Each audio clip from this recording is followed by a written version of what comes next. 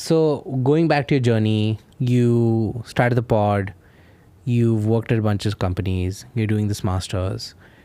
Why did you end up starting the pod? Based on you had that first conversation, you think there's a gap, but why go the podcast route? Why not any other format?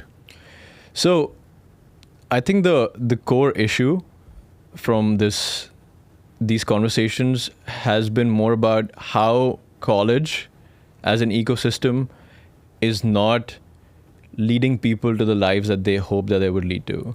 And so for me, it was at some point actually exploring alternative ways to build something in the education space. And I've actually kept on like building relationships in the education space. I go for South by EDU every year to do that as well. But I think that's a much longer term fix for that big of a problem. So podcasting for me has become a natural way to start the distribution. Okay. Because I have always loved understanding where people come from. And so this isn't something that I was like, I've been listening to podcasts since 2016, 2017. And I recently posted this on my Instagram as well. It was like, I saw this video, I'm blanking out on the director who, it was a video of a director that was talking about how someone asked him like, did you start this because with an audience in mind? And he's like, yes. And the audience was me. And it was like, I was the one who, nice. Quentin Tarantino. It was Quentin Tarantino. And he was like, it was a beautiful, beautiful short. And it was like, yeah, like I started this for me. I was the guy who would like wait for every single movie to come out and then go for the first show, first day. And I would see that, and then I was like, wait, there's still this thing missing.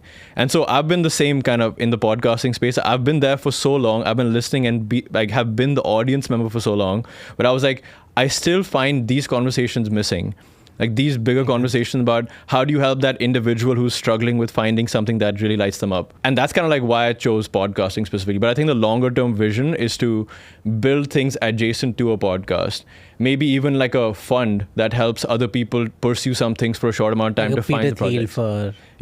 Like a Thiel fellowship for this. Yeah, like a fellowship. And I talked about this. I recorded a solo pod. I haven't uploaded this yet because it was so nerve-wracking, dude. It was like I don't know if you've recorded a solo pod before. Dude, it's like the weirdest thing to look at a camera by yourself in an empty room. Yeah. And I kind of like mentioned there too, like, I think the scope for this is much larger. So to tie this together, I think people have figured out the tech side of things a lot. And I think the cost of making technology would keep on dropping. And the only thing that would remain is distribution. Makes sense. So that's kind of why I started. Okay. Also, quick idea, and people have recommended this is if you want to do a solo pod, have someone ask you the questions. And you just record it. You have an ISO feed, you have the camera pointing at you, and you just cut it up to be like you're talking instead of someone asking you. But it makes it feel more natural. So that's an idea if you want to try that out. Cool. So going back to the podcast, right? So you're trying to help people, you're trying to capture stories of why you're doing this, why does this fulfill you, why do you enjoy whatever it is that you're doing in that episode, right? Whoever the guest is. What's your take on working towards finding a profession that fulfills you versus working towards a profession that, you know, you're doing for livelihood? Because I feel like sometimes people say this from a place of privilege where being able to say, hey, I'm going to do this even if I lose money on this, right? Like you're saying that because you have the privilege to lose that money, right? I feel like there's also a big chunk of society who are trying to balance the, hey, I got to make money, I got to pay my loans off, whatever, right? You come to the States from India, you have so much pressure on you to make money, send some home, whatever, right? Depending on your situation. It's harder to do the passion fulfillment when you're in that situation. And that's one example. There's probably a bunch of people in various situations. So how do you think about that balance of, okay, I need to find this, I need to figure out what this is, but at the same time, I don't have the privilege to just drop everything. So I'm going to be occupied with whatever my stream is here while I do this, right? How do you juggle those? Do you have any recommendations or based off the 10, 15 stories you've done so far? What's been an insight to allow people to figure this out while this path, you can't really like let go of this? I don't know if that long-winded, but I love that question. Yeah. No, it makes complete sense. And to a large extent, it is for a certain set of people at first. I think to the privileged few that don't have to think about money, but that privileged few is a lot of people. Yeah. I think that's the thing that I try to go back to. I think it's not just a US centric problem anymore. 100%. You're from India. You've seen people in your friend circle having the same conversations, and I think the thing to that, tying it together, is that it's just a hierarchy of sorts, where you know Maslow's hierarchy to some extent, where you are until you're focused on like just making the bare minimum, completing the food, water, shelter. Beyond that, you can start thinking about these things, of course.